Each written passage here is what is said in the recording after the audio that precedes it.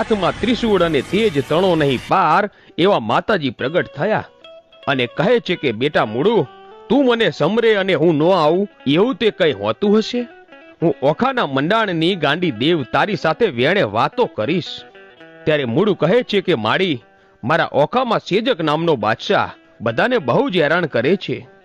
ત્યારે માં ગાંડી કહે છે, તું ઓખામાં જા અને ત્યાં જઈને તું શેરડી પીલવાનો ચીચોડો માંડ.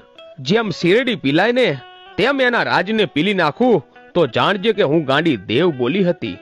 ભલે માળી કહી અને મૂળુએ તો ઓખામાં શેરડીનો ચીચુડો નાખ્યો અને બાદશાહને ખબર પડી એટલે ત્યાં આવીને બોલ્યો, અહીંયા કેમ ચીચુડો માંડ્યો છે? તને ખબર નથી અહીં બાદશાહ સેજકનો રાજ ચાલે છે? ઉપાડ તારો ચીચુડો, નહીતર તને અને તારા ચીચુડાને દરિયામાં પધરાવી દઈશ. ત્યારે મૂળું કહે છે કે અરે બાદશાહ, આ ચીચુડો તો અહીંથી નહીં ઉપડે. તારી ઈચ્છા હોય ને તો મારી સાથે યુદ્ધ કર.